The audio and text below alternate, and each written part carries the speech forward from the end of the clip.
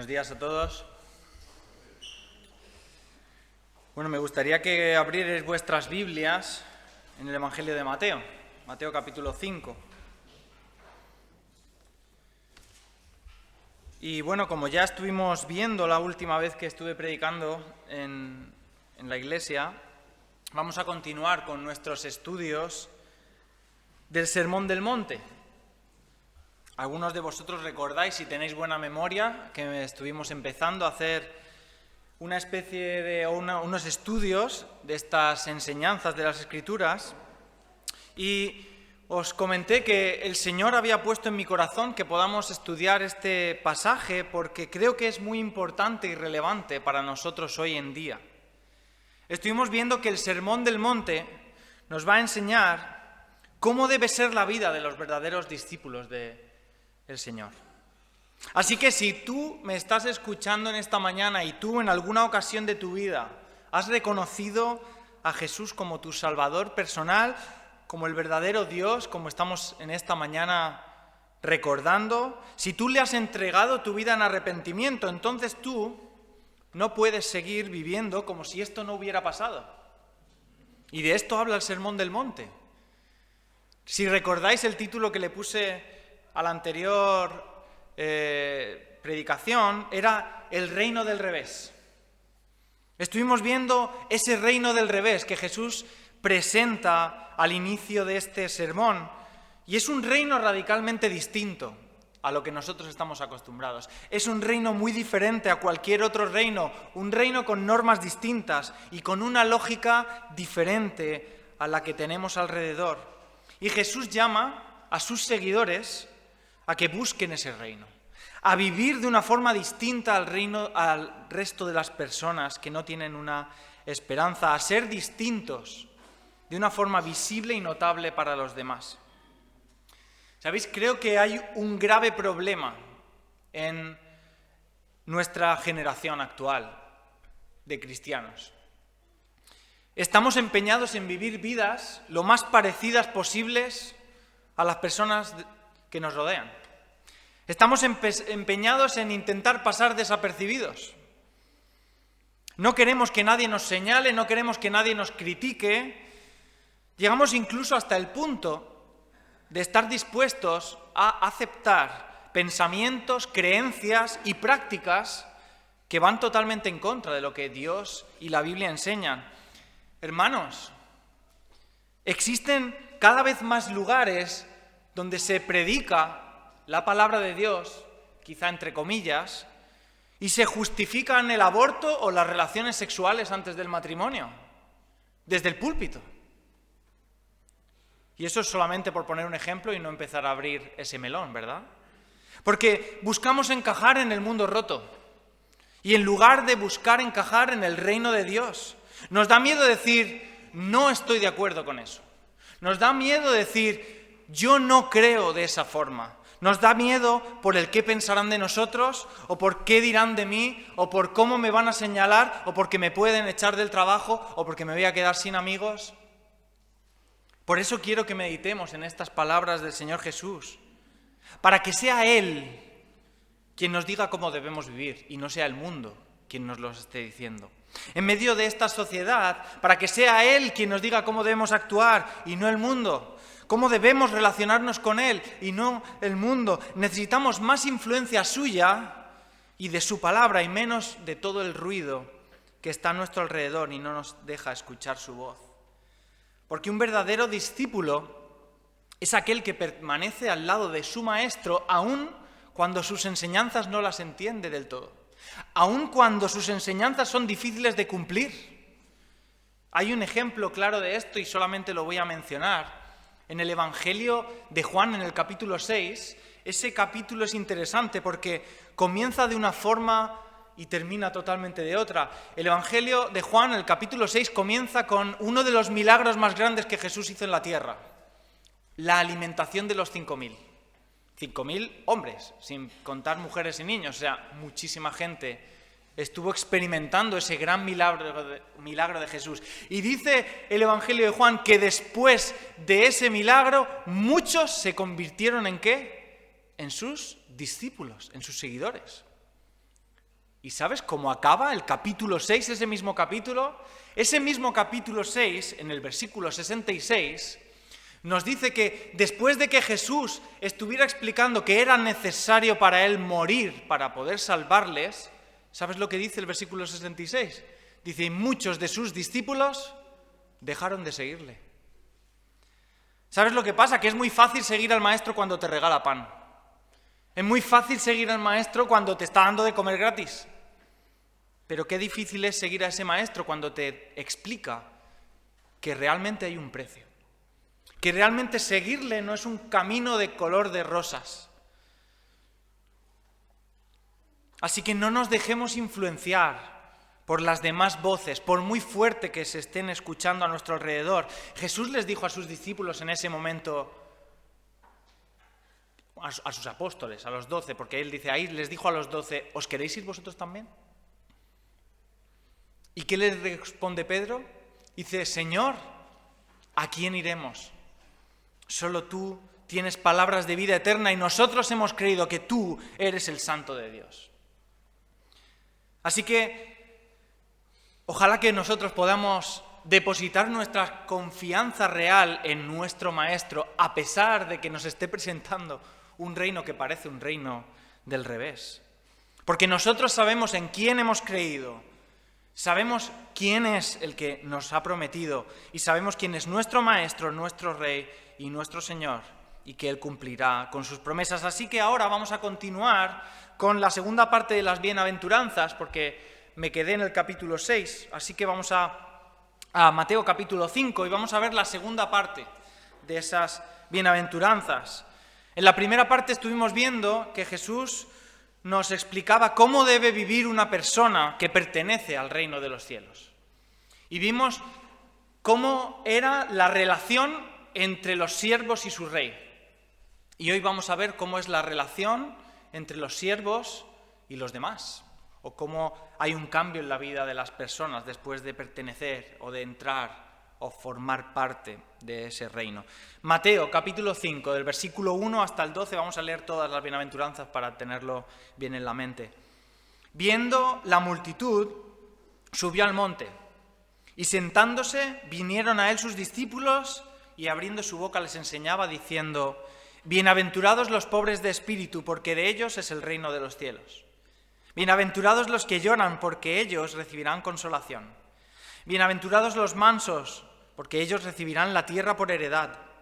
Bienaventurados los que tienen hambre y sed de justicia, porque ellos serán saciados. Bienaventurados los misericordiosos, porque ellos alcanzarán misericordia. Bienaventurados los de limpio corazón, porque ellos verán a Dios. Bienaventurados los que procuran la paz, porque ellos serán llamados hijos de Dios. Bienaventurados los que padecen persecución por causa de la justicia, porque de ellos es el reino de los cielos. Bienaventurados sois cuando por mi causa os vituperen y os persigan, y digan toda clase de mal contra vosotros mintiendo. Gozaos y alegraos, porque vuestro galardón es grande en los cielos, porque así persiguieron a los profetas que fueron antes de vosotros. Así que el otro día estuvimos viendo esa primera parte, cómo era la relación entre los siervos y su rey, esas 4 primeras bienaventuranzas, y estuvimos hablando de que realmente podemos identificar aquí cuál es ese proceso de regeneración que Dios obra en la vida de cada una de las personas que ya pertenecen a ese reino de los cielos. Porque a este reino no se tiene acceso por nuestros propios medios, nuestras propias fuerzas, esfuerzos, méritos, sino que se tiene acceso a través de la fe en Jesucristo. Y ese proceso consistía rápidamente, en primer lugar, en reconocer nuestra pobreza espiritual. Es decir, en reconocer que no somos nada, que no tenemos nada y que no podemos hacer nada para llegar a Dios. En el segundo lugar, vimos que consistía en tener una convicción de pecado, de culpa por haber actuado tantas veces en contra de Dios, lo que acababa en lo que dice esa bienaventuranza, en un llanto de arrepentimiento. En tercer lugar, vimos que consistía en humillarnos y reconocer que nuestra confianza en nosotros mismos es inútil, que no tenemos nada de lo que enorgullecernos. Y en cuarto y último lugar, vimos que cuando hemos reconocido todas estas cosas y estas necesidades, nuestro corazón anhela el perdón y la salvación que solo Cristo puede ofrecernos. Ese es el hambre y sed de justicia. De modo que de esas primeras 4 bienaventuranzas vemos a esos siervos relacionándose con su rey que han reconocido su pobreza, su pecado y su necesidad y entregan sus vidas a él. Y ahora vamos a ver ese segundo grupo, desde el versículo 7 hasta el 12, donde vemos que el Señor no solamente quiere cambiar el interior de las personas, sino que ese cambio interior necesariamente genera un cambio exterior en las personas. Los verdaderos discípulos, los verdaderos seguidores, los verdaderos cristianos no solo tienen un cambio en el interior suyo, en su parte más personal e íntima, sino que ese cambio se refleja en lo externo hacia los demás. Fijaos lo que dice, versículo 7. Bienaventurados los misericordiosos, porque ellos alcanzarán misericordia. Y para entender realmente cuál es el significado correcto de esto, una de las formas de entender lo que significa algo, primero es saber lo que no significa. Así que, ¿qué no significa esto? Esto no significa que Jesús esté dando aquí una serie de requisitos a cumplir para poder ganarnos el cielo de alguna forma. Gracias, Dani. No hace falta. No significa una serie de requisitos para poder ganarnos el cielo de alguna forma, porque hay muchas personas que han malinterpretado estos versículos y estas bienaventuranzas, diciendo que es algo que tú puedes cumplir o ir cumpliendo de vez en cuando para que el día de mañana tú puedas presentarte ante Dios y decirle, mira, yo hice esto, yo hice lo otro. Y ¿sabéis? El problema de esta interpretación es grave porque es una creencia muy extendida alrededor nuestra. Hay una creencia muy extendida de personas que viven sus vidas completa y absolutamente de espaldas a Dios, pero de vez en cuando, en algún momento del año, hacen algunas cosas para mostrar su fe. Y realmente lo hacen porque piensan que de esa forma van a ganarse el favor de Dios. Pero Jesús no está diciendo eso. Jesús no está diciendo que la forma de salvarnos sea mostrar misericordia como algo a lo que luego después acogernos mientras dejamos el resto de nuestras vidas ajenas a Él. Lo que está haciendo realmente Jesús aquí, esto sí que es lo que está haciendo, es describir cómo es el carácter del verdadero discípulo de Jesús. Porque seguir a Jesús conlleva que estemos dispuestos a que Él intervenga, y escucha bien, en cada rincón de nuestras vidas. Ser un verdadero discípulo de Jesús es dejarle entrar en nuestro corazón y que Él influya en todo, incluso en nuestras partes más vergonzosas, más oscuras, en aquellas partes que no conoce nadie de ti, ahí también tienes que dejar que el Señor actúe. Un verdadero discípulo de Jesús va a mostrar en su vida la misericordia, no porque intenta ganarse el favor de Dios, sino porque ya ha experimentado ese perdón en su corazón. ¿Recordáis el versículo anterior? Hemos dicho en el versículo 6 que el Señor dice, bienaventurados los que tienen hambre y sed de justicia. Así que esos que han recibido la salvación son los que pueden después, en esa siguiente escalera, en ese siguiente escalón, mostrar la misericordia a los demás. Porque ¿qué es la misericordia? Es una buena pregunta, ¿no? ¿Qué es la misericordia? Porque la misericordia va más allá de tener compasión hacia los demás. Un espíritu de misericordia es un espíritu que no busca venganza, que no devuelve mal por mal, sino que devuelve amor en lugar de odio. Un espíritu que no busca sobresalir por encima de los demás y que siente la miseria del otro. Ser misericordioso es tratar con bondad al que te ofende. Es no actuar con venganza contra el que te ha ofendido. Es perdonar. Y la palabra de Dios nos llama en muchas ocasiones a que debemos mostrar misericordia hacia los demás por la gratitud que Dios de lo que Dios ha hecho por nosotros. Y el mayor ejemplo de esto es la parábola del siervo sin misericordia. ¿Lo recordáis? Rápidamente. Es un hombre, un siervo que le debe mucho dinero a su señor. 1 millón de euros o 10 millones de euros. Y llega ante ese rey, ante su señor, y le dice: dame los 10 millones de euros o yo te meto en la cárcel. Y este siervo suplica: no, señor, por favor, perdóname. Y el rey dice: te perdono. Ahora esa persona a la que le han perdonado 10 millones de euros sale de esa puerta y se encuentra con un compañero que le debe 1.000. Y le dice: devuélveme los 1.000 que me debes. Lo siento, no tengo, perdóname. No, pues yo no te perdono. Y de hecho te voy a denunciar y te voy a llevar a la cárcel y hasta que no me pagues los 1.000, no te voy a perdonar. ¿Vosotros pensáis que eso está bien? Es obvio que no. Está claro que no. Entonces, si nosotros hemos experimentado esa gran misericordia del Señor, que el Señor nos perdonó cuando nosotros merecíamos, como en esta mañana estamos diciendo, estar en una cruz, ¿cómo no vamos nosotros a perdonar?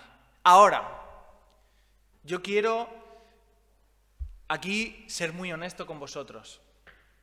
Esto es muy difícil.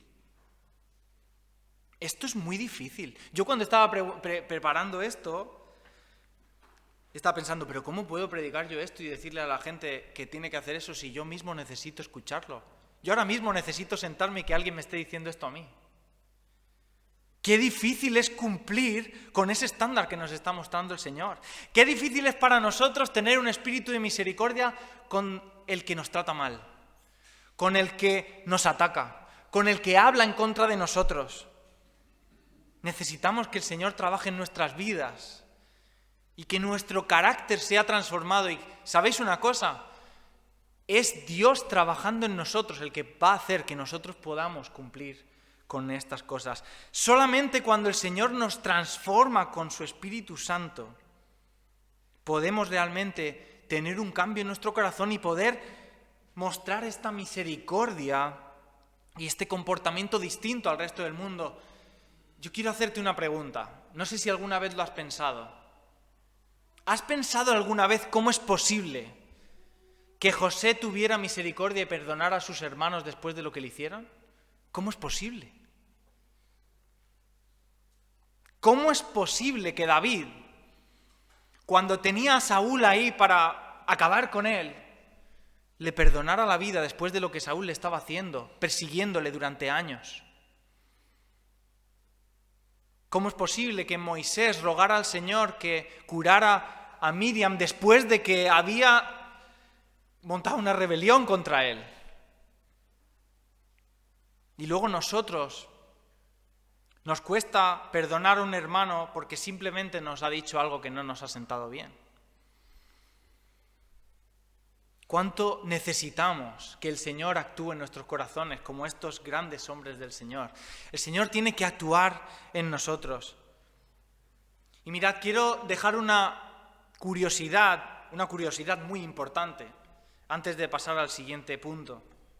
¿Sabes cuántas veces aparece la palabra los unos a los otros en la Biblia?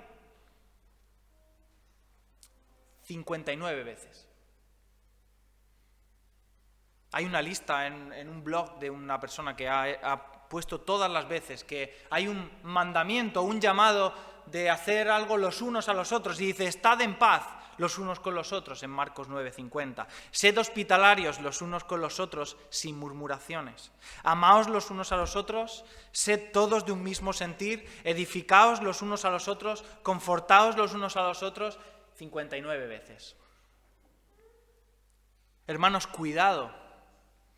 Porque muchas veces estamos tirando piedras a los demás en lugar de estar lavándoles los pies. Y el Señor no nos llamó a tirar piedras, pero sí nos llamó a lavarle los pies a nuestros hermanos. Así que el Señor nos ayude a tener ese espíritu. Por lo que Él ha hecho por nosotros, nosotros tenemos que mostrarlo a los demás. ¿Qué sigue diciendo? Versículo 8. Versículo 8 dice: bienaventurados los de limpio corazón, porque ellos verán a Dios. Y nuevamente es importante saber qué es lo que no significa este versículo. Porque los de limpio corazón no hace referencia, ni en ningún momento en la Biblia se está diciendo que las personas que son cristianas o que dicen ser cristianas y seguir a Cristo ya son perfectas. No. Hay personas que a mí me han dicho, mira, yo no voy a la iglesia porque eso está lleno de hipócritas, porque esos son todos unos mentirosos. ¿Qué visión estamos dándole al mundo, verdad? Yo no voy a ese lugar porque esos son todos unos mentirosos. Bueno, es que la Biblia no nos enseña que a partir de que uno, o por uno venir a la iglesia o ser cristiano, ya es perfecto. No es así. De hecho, venimos a la iglesia por eso mismo, porque no somos perfectos y necesitamos que el Señor trabaje en nuestras vidas. Es un error afirmar que la Biblia dice que los cristianos nunca pecan. Primera de Juan 1:8.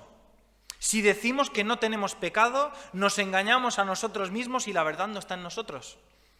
¿La Biblia nos enseña que la sangre de Jesucristo nos limpia de todo pecado? Sí. ¿La Biblia nos enseña que somos nuevas criaturas en Cristo? Sí. Pero también nos enseña la realidad de que mientras estemos en este mundo, el pecado nos sigue influyendo. ¿Qué hizo Noé?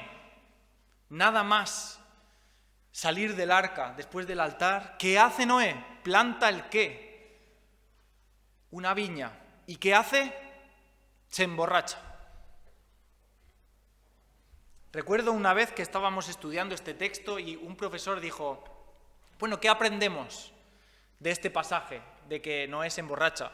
Y una persona dijo, bueno, pues que el pecado sabe nadar, porque aquel hombre del que se dice que era el único justo y perfecto de toda su generación, aquel al que Dios eligió para hacer el arca, para salvar a su familia, para que la humanidad no fuera extinta, para salvar a esos animales, aquel hombre que dicen que era justo, después de ver todo lo que Dios ha hecho con él, planta una viña y se emborracha. ¿Y qué nos enseña ese pasaje? Que el pecado está en nuestro corazón. Que da igual lo que hagamos, que no podemos contra el pecado, que solo es Cristo el que puede vencer al pecado, no somos nosotros, no tenemos fuerzas para vencerlo. Así que no somos perfectos. Abraham mintió diciendo que Sara era su hermana. David, ¿qué le hizo al marido y qué hizo con Betsabé? Y el apóstol Pablo, cuando está hablando en la carta a los romanos, llega al capítulo 7 y dice, mirad, tengo que confesar una cosa, hay un mal que hay en mí y yo no hago lo que yo quiero hacer. Lo que yo no quiero hacer lo hago y lo que quiero hacer luego no lo hago y hay algo que está dentro de mí que no puedo evitarlo, porque el pecado está en nuestro corazón. Así que aquí no está refiriéndose a que los creyentes somos perfectos. Entonces, ¿qué está refiriéndose? ¿Qué está diciendo aquí? Mirad, Jesús está aquí hablando a judíos. Y si hay una nación que se distingue por ser pura en sus ritos, en sus costumbres, son los judíos. Ellos tenían cientos de rituales de purificación, de rituales de santificación, de pureza externa.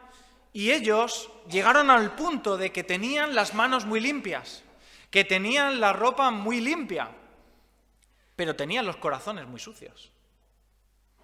Jesús está diciendo, mirad, a mí no me vale solamente con limpiarte de forma externa. Los bienaventurados son los limpios de corazón.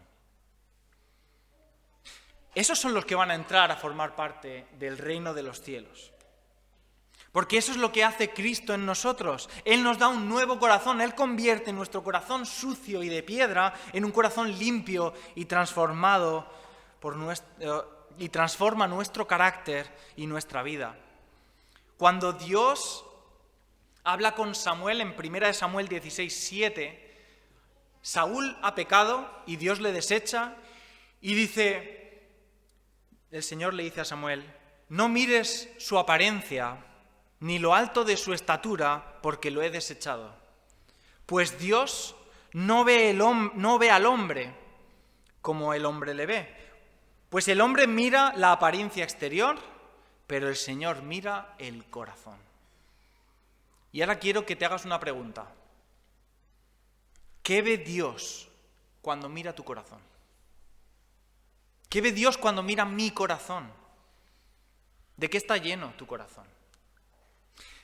¿Qué es lo que ocupa más espacio en tu corazón? ¿Está lleno de su palabra? ¿Está lleno de un deseo de agradarle y seguirle? ¿O tu vida, tus hobbies, tus pasiones ocupan tanto espacio que no le has dejado hueco a Él? ¿Cuánto hay de trabajo en tu corazón? ¿Cuánto hay de fútbol? ¿Cuánto hay de redes sociales o de cualquiera de tus hobbies en tu corazón? ¿Y cuánto hay de Dios? Samuel ha estado hablando, ven Jesús y ocupa tu lugar. ¿Qué lugar tiene Dios en tu corazón? El Señor mira el corazón de cada uno de nosotros. ¿Qué lugar está ocupando Él en tu vida?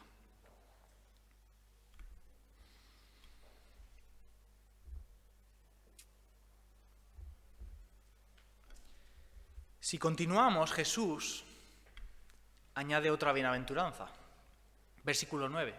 Bienaventurados los que procuran la paz, porque ellos serán llamados hijos de Dios. Jesús, como hemos dicho, estaba hablándole a judíos.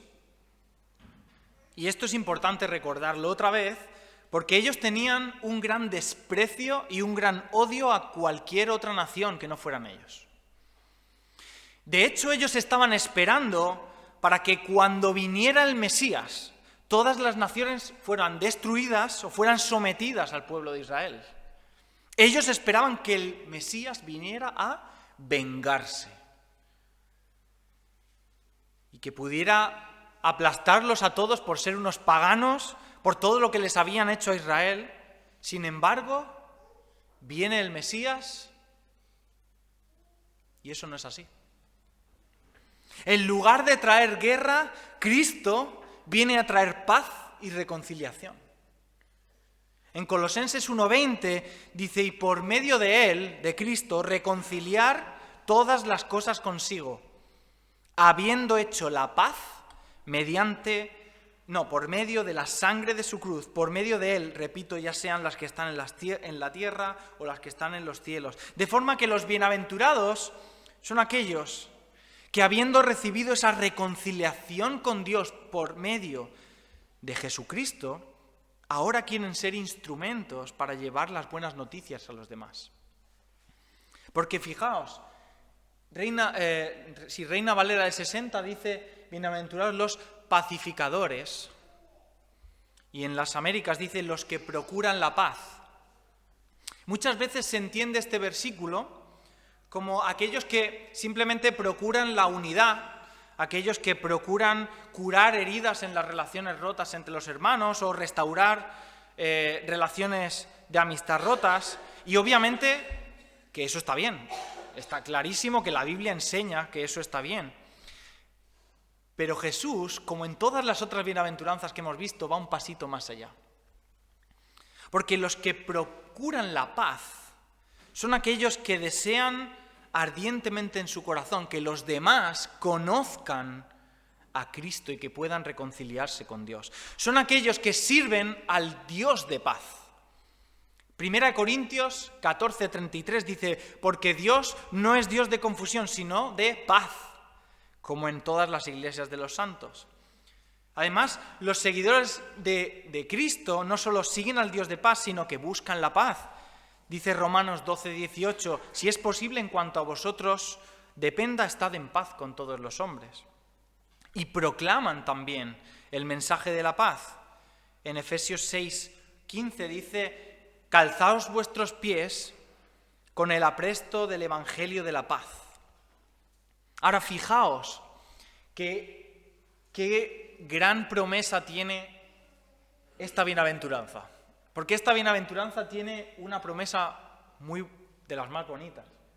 Bienaventurados aquellos que buscan proclamar el mensaje de la paz, porque ellos serán llamados hijos de Dios. Bienaventurados aquellos que expanden el mensaje a todas las naciones, a todo lugar, porque esos son los hijos de Dios. Ahora quiero lanzarte otra pregunta, o otras, ¿cuántas preguntas? ¿Cuándo fue la última vez que hablaste tú del Evangelio a una persona? ¿Cuándo fue la última vez que tú diste testimonio de tu fe a los demás? ¿Cuándo fue la última vez que oraste a Dios para que te diera la oportunidad de poder hablarle a alguien, de tus vecinos, de tus compañeros? ¿Sabéis? Erróneamente, quizá por nuestra forma de lo que hemos estado entendiendo o creciendo durante mucho tiempo, en nuestra cultura tenemos la sensación o el pensamiento de que para que una persona escuche acerca del Evangelio, pues debe ir a un lugar, como puede ser una iglesia, para que allí escucha, y que fuera de la iglesia no se hablan de esos temas. Si tú quieres hablar de tu fe, pues tú te vas a la iglesia, pero si no... Pero eso está equivocado. De hecho, Cristo en la Gran Comisión nos llama a todos a llevar el Evangelio allá donde estemos. Eres tú el que debe dar ese paso para presentar esas buenas noticias del Evangelio y de tu fe a los que te rodean, porque ¿sabes una cosa? Tu vecino te va a escuchar más a ti que a mí. Tu vecino te conoce a ti, no me conoce a mí. Tu vecino cree que yo quiero engañarle, pero en ti confía. Tu vecino te ve, sabe cómo vives, sabe cómo eres y tiene preguntas. Y por eso te pregunta, oye, ¿y vosotros qué hacéis? ¿Y vosotros qué creéis? ¿Y vosotros por qué hacéis esto y no lo otro? Y ahí es el momento en el cual tú tienes que dar testimonio de tu fe. Jesús no nos llamó solamente a aquellos que pueden tener un don de predicación a hablar del Evangelio, sino a todos y cada uno de sus seguidores. Si tú eres un seguidor de Cristo, tú tienes que llevar ese Evangelio. Así que diariamente, en el lugar donde tú estés, en tu instituto, en tu universidad, en tu trabajo, sea donde sea, tú tienes ese deber. A veces no hace falta ni que pronuncies palabras, porque solamente con tus hechos y con cómo actúas la gente ve que eres distinto. Y con solamente, sin tú decir nada, cuando alguien te dice, oye, haz esto que no es honesto, y tú dices, mira, yo es que eso no lo voy a hacer, tú no has dicho nada y la gente dice, uy. Pero sí, habrá preguntas de las personas y por eso la palabra de Dios nos dice que estemos preparados para presentar defensa de cuál es nuestra fe. Y ahora llegamos a la última bienaventuranza, que son dos pero en la misma, porque están hablando de lo mismo. Y es que cuando nuestra fe se desarrolla primero en nuestro interior y se refleja en nuestro exterior de modo que somos o mostramos misericordia, una forma de vivir distinta a los demás, buscamos esa limpieza de corazón, buscamos esa proclamación del Evangelio, necesariamente, o mejor dicho, inevitablemente, la gente que no está dispuesta a aceptar el Evangelio se va a poner en tu contra. Bienaventurados los que padecen persecución por causa de la justicia, porque de ellos es el reino de los cielos. Bienaventurados sois cuando por causa de mí os vituperen y os persigan y digan toda clase de mal contra vosotros mintiendo. Gozaos y alegraos, porque vuestro galardón es grande en los cielos, porque así persiguieron a los profetas que fueron antes de vosotros. Esta es la última bienaventuranza y quizá esta es la más paradójica y difícil de entender de todas las de la lista. ¿Cómo es posible? Y dijimos que bienaventurado significa dichoso, feliz, afortunado. Y aquí Jesús está diciendo afortunado cuando os insulten. Afortunados cuando os calumnien, es decir, que os acusen falsamente. Afortunados cuando os persigan. Y aquí se está refiriendo a una persecución real, una persecución no figurada y de palabras, porque eso ya son los insultos y las calumnias, sino una persecución física. Cuando os busquen para castigaros, ¿dichosos? Dichosos aquellos cuando nos insultan por su causa. ¿Sabéis? Hay una carta que habla de esto de una forma muy amplia. Es la carta de Primera de Pedro. Y ahora quiero que rápidamente busques Primera de Pedro.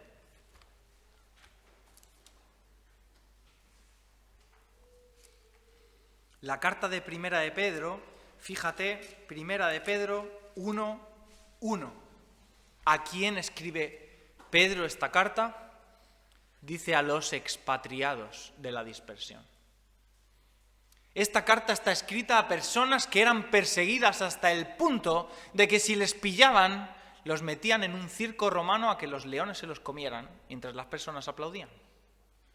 Esta carta está escrita a personas que cuando les pillaban siendo cristianos, los quemaban, literalmente.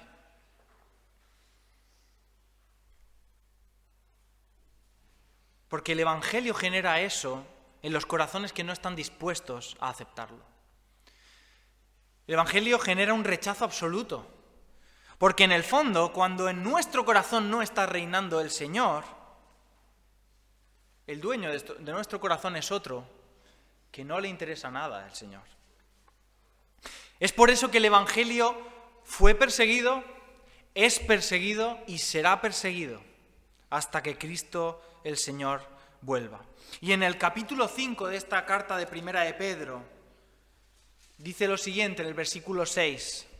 Dice a estas personas que están siendo perseguidas, dice: humillaos pues bajo la poderosa mano de Dios, para que Él os exalte a su debido tiempo. Echad toda vuestra ansiedad sobre Él, porque Él tiene cuidado de vosotros. Sed de espíritu sobrio, estad alerta, porque vuestro adversario, ¿quién es nuestro adversario? El diablo. ¿Anda cómo? Anda al acecho como un león rugiente buscando a quien devorar. Pero resistidle firmes en la fe, sabiendo que esas mismas experiencias de sufrimiento se cumplen en vuestros hermanos en todo el mundo. Pero después de que hayáis sufrido un poco de tiempo, el Dios de toda gracia que os llamó a su gloria eterna en Cristo, Él mismo os perfeccionará, afirmará, fortalecerá y establecerá. Bienaventurados seréis cuando por mi causa os persigan. Y Pedro aquí está diciendo, va a pasar. Probablemente en nuestro momento, aquí en España, ahora mismo no está pasando, pero en otros lugares sí está pasando. Porque nuestro adversario, el diablo, busca que tú no te acerques a Dios. Quizá uno de los éxitos más grandes que tiene Satanás en nuestro tiempo es que las personas piensen que esto no es real. Las personas de la calle te van a decir, mira, yo hago lo que quiero, cuando quiero y porque quiero. Y sí es verdad, Satanás te deja hacer lo que quieras, cuando quieras y porque quieras, siempre y cuando te estés alejando del Señor. Siempre y cuando tú estés haciendo eso, haz lo que quieras. Así que hemos estado analizando como conclusión estas bienaventuranzas. Y cuando las estamos analizando una por una, lo que estamos haciendo es como si aquí hubiera un cuadro y estamos analizando cada trazo del cuadro. Y estamos viendo la belleza que tiene cada trazo. Pero es importante que demos unos pasos hacia atrás y veamos en su conjunto dónde realmente está la belleza del cuadro y qué es lo que este cuadro nos quiere enseñar. Porque sin duda alguna, cuando nosotros leemos las bienaventuranzas, nos abruma todo esto que estamos escuchando y estamos diciendo, Señor, qué difícil es todo esto, ¿cómo puedo hacer yo esto? No soy capaz. ¿Sabéis quién es nuestro ejemplo de todo? Cristo. Bienaventurados los pobres de espíritu. ¿Sabes? Cristo, siendo rico, se hizo pobre por amor a nosotros, para que por su pobreza nosotros fuéramos enriquecidos. Bienaventurados los que lloran. Isaías 53 dice, varón de dolores, experimentado en quebranto. Nos dice el texto que en Getsemaní estuvo llorando y su sudor era como grandes gotas de sangre por nosotros. Bienaventurados los mansos. Y aquí hay decenas de versículos que nos hablan de la mansedumbre y la humildad del Señor, pero sin duda alguna, Filipenses capítulo 2. Él, siendo igual a Dios, no estimó ser igual a Dios como cosa que aferrarse, sino que se humilló y se hizo un siervo como nosotros. Y siendo siervo, se humilló más aún para morir por nosotros en una cruz. Bienaventurados los que tienen hambre y sed de justicia. Jesús vino al mundo por ese motivo, para cumplir la voluntad del Padre y suplir la justicia que nosotros no podíamos cumplir. Bienaventurados los misericordiosos. Cristo es la misericordia personificada, esa misericordia hacia todos los que merecíamos una muerte. Y por eso le llevó a cambiar los cielos y la gloria de los cielos por la tierra. Bienaventurados los de limpio corazón. Cristo es el Cordero sin mancha y sin contaminación. Él vino, se hizo hombre, pero nunca se contaminó por el pecado. Su humildad, su humanidad fue perfecta. Y bienaventurados los pacificadores. En Colosenses 1:20 dice que Él vino a hacer la paz mediante la sangre de su cruz. Él es el príncipe de paz. Y bienaventurados los que padecen persecución por causa de la justicia. Nunca nadie ha sido ni va a ser tan perseguido como Jesús de Nazaret. Fue expulsado por sus vecinos. Le intentaron despeñar por un monte, le acusaron de estar poseídos de demonios, le escupieron, le azotaron, le abofetearon y aún durante su crucifixión seguían burlándose de él. Así que mira, yo no sé por qué estás aquí en esta mañana. Y quizá alguno está de visita, otro viene porque es domingo y es lo que toca. Pero yo quiero decirte una cosa y espero que tú compartas esto que te voy a decir. Yo estoy aquí en este lugar y estoy aquí arriba hablando este mensaje porque Jesús hizo eso por mí. Y yo quiero entregar mi vida y cada uno de mis esfuerzos a servirle.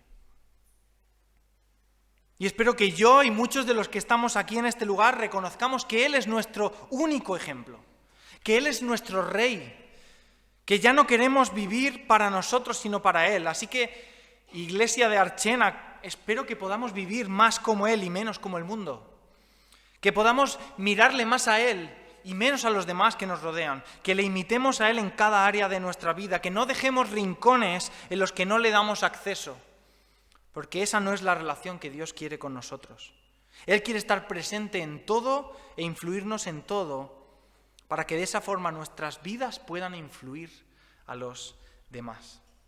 Señor y Padre, te damos las gracias por salvarnos. Señor, gracias por venir a esta tierra para salvarnos cuando aún nosotros seguíamos rechazándote constantemente.